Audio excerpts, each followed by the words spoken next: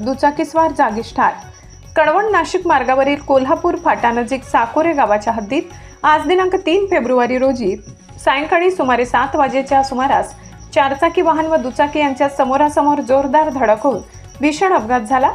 या अपघातात दुचाकीस्वार समाधान देवराम सोनवणे राहणार सध्या कोल्हापूर फाटा परिसर या युवकाचा जागीच मृत्यू झाल्याची प्राथमिक माहिती आहे।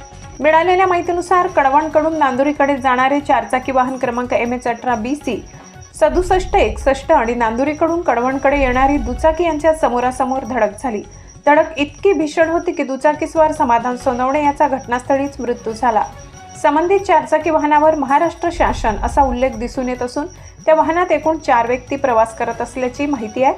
अपघातानंतर चारचाकी वाहन भरधाव वेगाने नांदुरीच्या दिशेने जात असल्याचे लक्षात येताच नांदुरी पोलीस चौकी येथे कार्यरत पोलीस हवालदार मनसाराम बागुल, योगेश गवडी तसेच पोलीस मित्र दिलीप चव्हाण, मयूर गांगुर्डे यांनी प्रसंगावधान राखत संबंधित वाहन अडवून ते नांदुरी पोलीस चौकीत जमा केले।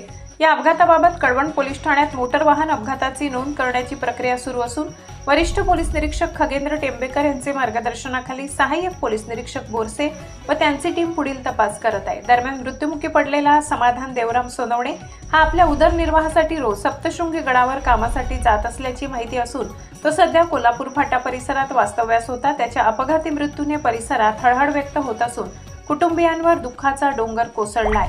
महाराष्ट्र क्रांती न्यूज साठी किरण अहिरे, नांदुरी, कळवण। अशाच नवनवीन बातम्या पाहण्यासाठी आमच्या महाराष्ट्र क्रांती न्यूज या YouTube चॅनलला लाईक करा, सबस्क्राईब करा आणि बेल आयकॉनला प्रेस करा।